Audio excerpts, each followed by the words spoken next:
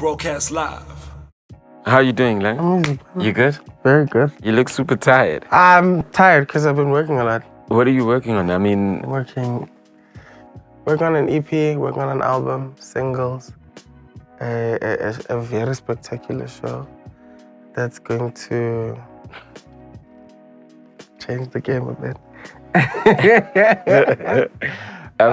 Yeah. One thing that you've never lacked is confidence. I mean, before I even knew you, vele wang papela once upon a time in life. You know what I mean? Where does this confidence come from? And I mean, the career, linking it with music. You know what I mean? I don't think you've got an R&B person's personality. No, not at all. Not at all.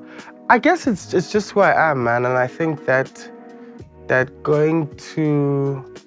I think that the place where I really became myself was art school. When I went to high school, and I really was surrounded by people who were just excited to do this and who wanted to so badly get an opportunity to be on a stage, to write, to sing.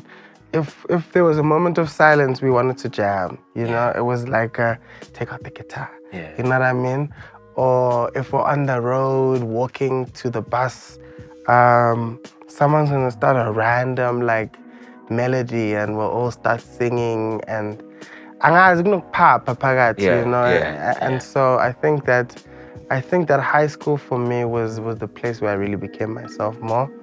Yeah, but I also just when I walk in a room, it's me. Yeah. You know what I mean? Yeah.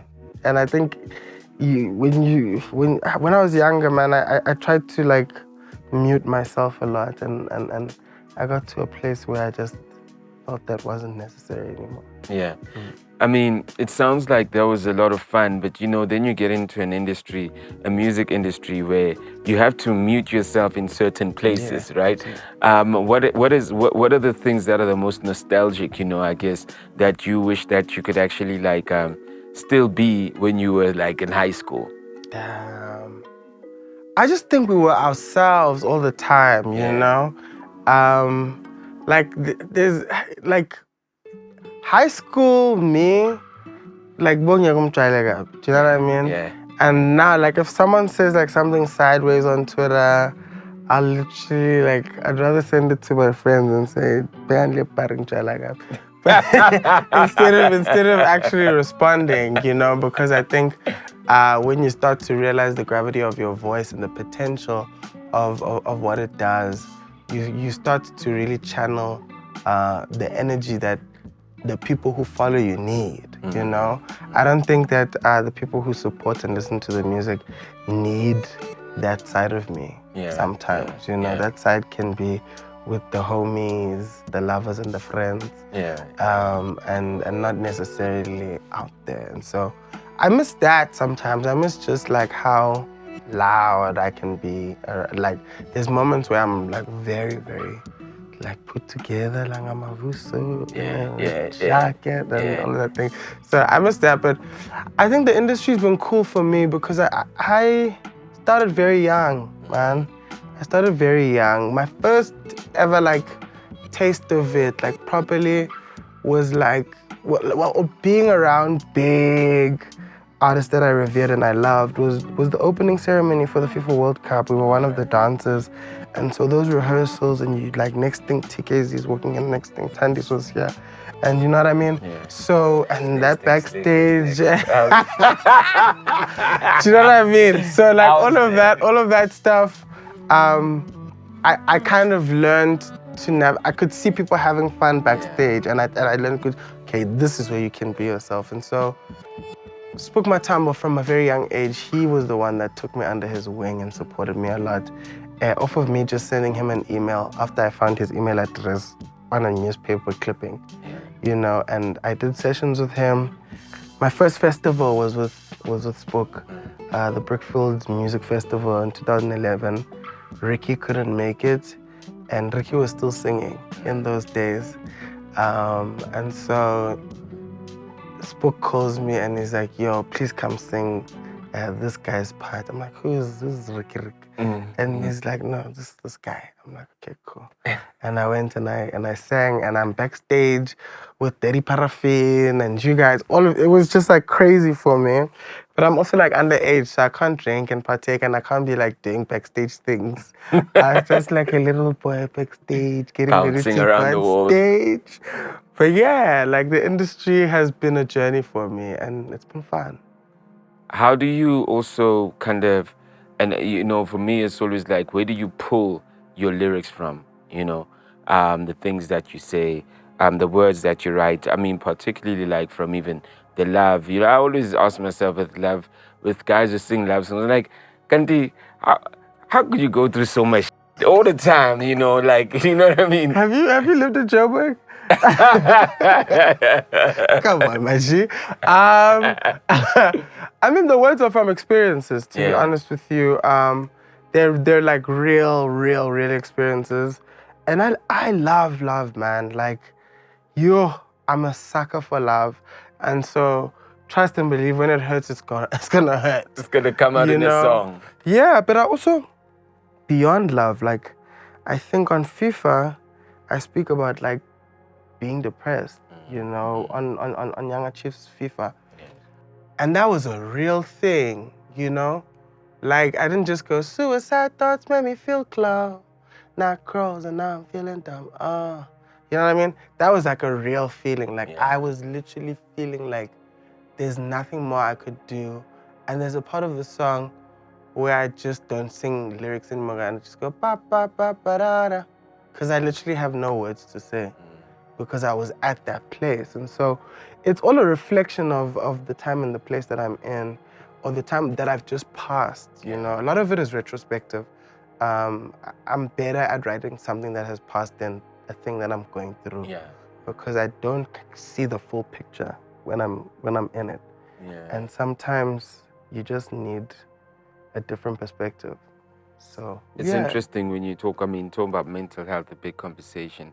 How do you, even in those situations when you are feeling depressed, how are you almost like counseling yourself, or what do you use to even get yourself out of those spaces? Man, I've been seeing a therapist since I was 17. Okay. I'm lucky enough to have parents who understood. So I've been in therapy, I've been on medication, I've been off of medication. And I've found my rhythm around the episodes, really. And so I know what to do, and I have a very small group of people that I can reach out to when I feel like I don't want to be anything and anyone at a specific point, and it should be okay. And I also know when to not wallow, because sometimes it just needs you to like get up, stand in the sun a bit, take a walk, go see someone. There's nothing that brings me joy than like making someone else happy, doing just a small thing for omunye umuntu. That thing really is able to change the day. And so it's small things, routine, exercise, good people around you. But there's always going to be bad situations that come up. I'm not always perfect at how I deal with it, but I try to take the time to take stock. Yeah. That's incredible, taking the time to take stock. Talking about folks, where you from? Where your folks from? So mom and dad are from the south in Meerdale. Okay. So I grew up Deep Kloof, Meerdale. Okay. And then my dad is from KZN. Okay. So I grew up with my mom and my stepdad, predominantly. But my dad is KZN Tongat. And later on in my growing up, I reconnected with my dad and then started spending time with him and his kids. Okay. I live with my older brother now. Well, he just came to stay with me, which is cool because we're getting to know each other even better. Okay. But yeah, Deep Kloof Zone 6, that was home. And then we moved to Mondio, then Meerdale, south of Joburg, man. That's home. It's crazy. It's like, people talk about blended families, and then you are in a space where you're reversing that. It's like the kids literally manage the blend, not the parents. I mean, to the point that my name is Nati, right? Yeah. So we've been calling you the wrong name all this time. No, Langa's my father's surname. Oh, for And real? Mavuso is my mom's surname. Oh, okay. And so I knew that just because of cultural things, I would never change my surname to my father's surname. Okay. Right? But I'd always wanted to acknowledge him and to make sure that part of my identity acknowledges who I come from. And so when you say, here's Langa Mavuso, you acknowledge both parts of me. All right. And so it's weird navigating other people's things, you know? Because then now you're the one that's kind of managing the folks. Yeah. But I was lucky enough to, my stepdad has been in my life since I was 2 years old. Okay. So as much as I'm Langa Mavuso, the Mtaung family raised me and they were amazing in raising me. So yeah. Okay. That's crazy. That's crazy. Damn. That's crazy. You look like a Langa Mavuso, you know, you don't look like a Nati, you know what I mean? You're a bit nutty when I see you. Randomly when you got your big glasses, I'm like, always. Yeah, because I was like, then when I had to double check, I said, what does this guy even do? Then when I heard that you sing, I'm like, shit, don't matter, don't matter, you know what I mean? Absolutely. Oh, that's crazy. Because you'll see me like in the corner in the club. With my looking like you're on some suicide. Never. Man, that's incredible. Thanks for joining us on the Unplug. Thank you for having me, man. And good luck on your EP, your album, your show. Can you share anything about your show that's gonna change the game? We might wanna steal some ideas. See. No, that's exactly why we're not saying anything. When is that due to happen? Man, 2023 is going to be a lot of things, and so the show. Yeah, people will be able to come, and then those who miss it will still see it. All right. Yeah, but it's on another level. We'll see it where? Online? No, not online. Okay. Konalab. Even if you never made it? Exactly. So she told me. If I get prepared. I'm joking. We're talking to some streaming people and some television channels. So we're gonna share it as much as we can, just to share the excellence of Black people and their abilities. Can't wait. If you got a location, a venue already. Yeah. And because venue gives me an idea how big it's gonna be. It's on top of a hill in Pretoria, looking at it's a beautiful amphitheater in Pretoria at Freedom Park. All right. Langa Mavuso. Go get the tickets, you know? Yeah, let's go, man. Thank you for coming to the show. It's Unplug. Make sure you've watched the show. If you missed the show, you just watched the whole interview. And he killed it. Broadcast live